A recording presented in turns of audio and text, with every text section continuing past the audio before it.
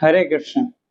सो अभी ये जो बढ़ता भारत है उसमें भक्ति का ट्रेंड भी बहुत अच्छे से आया है और बहुत सारे मॉडर्न लोग, यंग लोग भक्ति में लग रहे हैं। बहुत अच्छी बात है। पर आप देखेंगे कि रिसेंटली बहुत सारे केसेस आए हैं सामने, जैसे आईआईटी बाबा का है और दूसरे भी एक दो साधु का मैं पढ़ रहा था। तो एक्चुअली ये जो केसेस आ रहे हैं इस पे क्या है कि लोग भक्ति की तरफ बढ़ तो रहे हैं, पर मेन प्रॉब्लम क्या हो रही है कि सेंस कंट्रोल्ड नहीं है लोग। और इसकी वजह से क्या हो रहा है कि नए नए लोग अपने अपने मन से या फिर देखा देखी में जो भक्ति प्रैक्टिस कर रहे हैं, और उसकी वजह से ये हो रहा है कि इनिशियल स्टेज पे हमारा प्योरिफिकेशन इतना नहीं होता, तो हमारी बुरी आदतें हमें सताती हैं साथ साथ में भक्ति करते करते। तो सिमिलरली ये जो जितने भी केस हैं वो बड़े पैमाने पे उन्होंने भक्ति को प्रेजेंट करना तो चाहा, पर अपना करना इंटरनल प्योरिफिकेशन पे काम करना थोड़ा कम रह गया।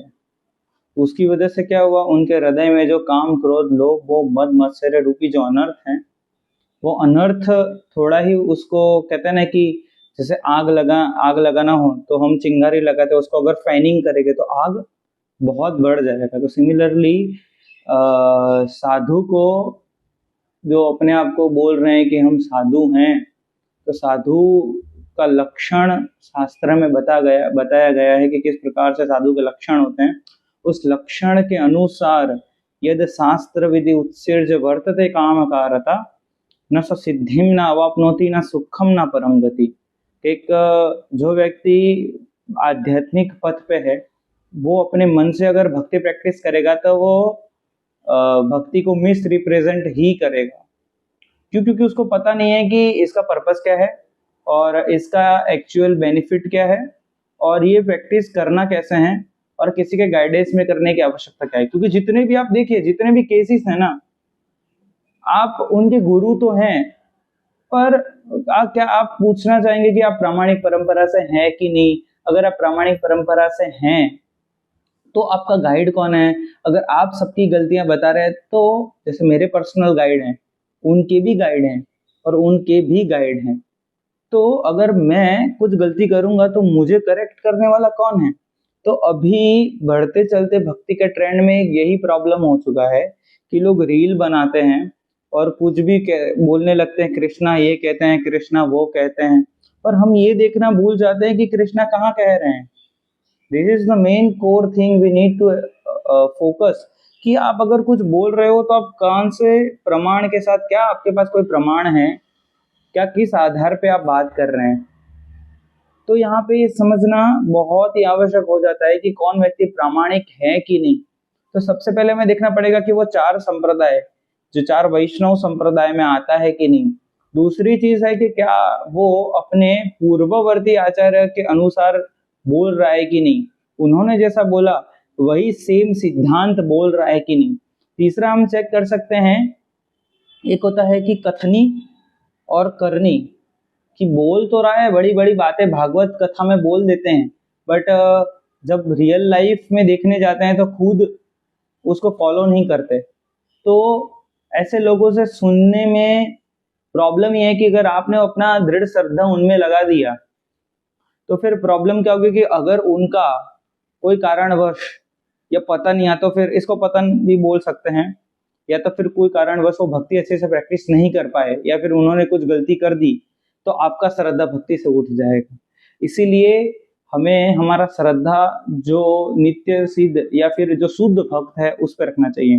तो अब कोई पूछ सकता है कि शुद्ध भक्त कौन है, हम किस पे विश्वास करें?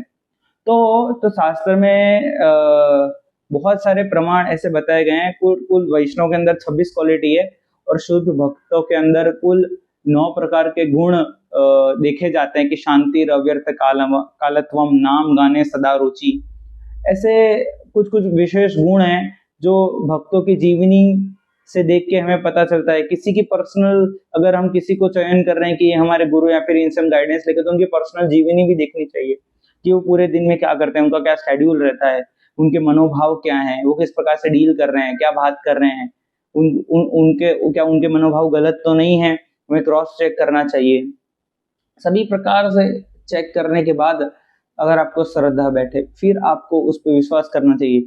ये नहीं कि कोई भी सोशल मीडिया पे आके बोलना चालू कर दिया और हाँ हमारे मन को अच्छा लगा कि हाँ सिद्धांत विद्यांत शास्त्र वो सब बात की बात है, हमें अच्छा लगा इसीलिए हम इनको गुरु मानते हैं। ये नहीं होना चाहिए कि गुरुजी की बड़ी अच्छी दाढ़ी है, गुरुजी गोरे दिखते हैं, गुरुजी तो बड़े प्यारी प्यारी बातें करते हैं, सबको अच्छा सबको मन लुभाने वाली बातें करते हैं। ये कोई गुरु के लक्षण नहीं है, ये कोई गुरु का चयन नहीं है, ये कोई क्राइटेरिया नहीं है किसी से गाइडेंस लेने का। तो हमें ये बात पे बहुत ही ज्यादा फोकस करना चाहिए कि किससे गाइडेंस लेना है, क्योंकि आपका गाइड ही आपको ये जो भगवत प्राप्ति के पथ पे आके लेके जाएगा। अब वो आपको बताएगा कि आपको भक्ति के लेवल पे कौन सी प्रॉब्लम्स आएगी, कौन से स्टेजेस पे। अब आप सोचिए कि जो गुरु और जो शिष्य एक ही लेवल पे वो है, वो कैसे एक दूसरे का वो गुरु उसका कैसे उद्धार कर पाएगा। तो ये क्राइटेरिया है, और हो सके तो मैं वो कमेंट सेक्शन में भी मैं जो शांति अव्यर्थ कालत्वम नाम गाने सदा रुचि, जिस प्रकार से आप 9 सिम्टम्स चेक कर सकते हैं किसी में कि ये शुद्ध भक्त है कि नहीं। ऐसे शास्त्र में बहुत सारे प्रमाण हैं। अगर शास्त्र क्या वो शास्त्र उचित बोलता है कि नहीं, जिस प्रकार से चैतन्य महाप्रभु ने बताया है वो सिद्धांत के अकॉर्डिंग, वैष्णव आचार्य के सिद्धांत के अकॉर्डिंग बोलता है कि नहीं, वो देखना पड़ेगा। अब टेढ़ी मेढ़ी फिलोसॉफी बोल रहे हैं और फिर उसको हम गुरु बना बैठे हैं और उसको भी नहीं पता कि जाना कहाँ है और आपको भी नहीं पता कि जाना कहाँ है, वो बस आपके कानों को और मन को संतुष्ट कर रहा है, इसीलिए आप उसको गुरु बना रहे हैं। ये भी एक बहुत बड़ी प्रॉब्लम है। तो ये सुनने में हो सकता है कि थोड़ा कड़वा, थोड़ा तीखा, थोड़ा स्ट्रॉन्ग लगे, बट क्या है कि शास्त्र की भाषा या तो सच है, उसको स्वीकार करना पड़ेगा, मतलब सत्य है, कटु है थोड़ा। क्यों? क्योंकि अगर किसी को कहते हैं ना कि फेवरेटिज्म होता है ना, कि मुझे तो यही अच्छा लगता है, आप कुछ भी बोले मैं तो यही करूंगा, उसके लिए ये तीखी है।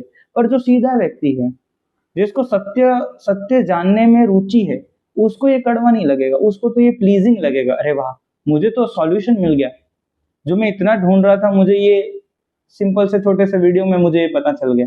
तो ये क्वालिटी है व्यक्ति का, जो जेन्युइनली ढूंढना चाहता है, वो किसी से अटैच नहीं है, वो किसी कोई गुरु से अटैच नहीं है। हाँ, पर हमने तो हमारा तो हाँ प्रामाणिक संप्रदाय से हैं तो वो अपना प्रामाणिक संप्रदाय फॉलो कर सकते हैं, बट प्रामाणिक कौन है भी कि नहीं, वो उसकी गुरु शिष्य परंपरा और आचार्य से पता चलेगा कि दूसरे आचार्यों के भी क्या मत है, क्या इनकी प्रामाणिकता, कहाँ से आए, कौन है ये लोग, सिद्धांत क्या है। अभी तो लोग बस वृंदावन के रसिक संत है, वृंदावन के रसिक संत, अरे पर कहाँ से आए, कौन है ये, क्या सिद्धांत है इनका, सठ दर्शन में कौन से दर्शन, कौन से ये फॉलो करते हैं। तो ये जानना आवश्यक है। ऐसा नहीं कि बस मन में उठाया किसी को भी, हम बस क्या गुरु जी से हमने फिटनेस का गाइडेंस ले लिया, बस क्यों हम उनको गुरु क्यों मानते, क्यों? क्योंकि वो हमारे फिटनेस की इच्छा को सपोर्ट कर। फिटनेस सब वो सब बराबर है, पर आध्यात्मिकता और ये सब में बहुत अंतर है। ये सब आपको जानना बहुत आवश्यक है। तो अगर आपको कोई ज्यादा अगर कुछ गाइडेंस या कुछ क्वेश्चंस हैं तो आप कमेंट सेक्शन में पुट कर सकते हो। ऐसा हो तो मैं मेरा मेल आईडी भी डाल सकता हूँ और मेरा इंस्टाग्राम भी है, और व्हाट्सएप नंबर चाहिए तो वो भी मैं डाल दूंगा। आपको चाहिए तो आप कुछ भी क्वेश्चंस हो, क्वेरी हो, पूछ सकते हैं। मैं मेरा पूरा प्रयास करूंगा जितना मुझे मेरे गुरु ने, सर प्रभुपाद जी ने और परंपरा से जानने को मिला है, और भी अगर कुछ होगा तो हम कंसल्ट करके आपको बताएंगे। थैंक यू सो मच, आपने इतना समय दिया अपना। हरे कृष्ण।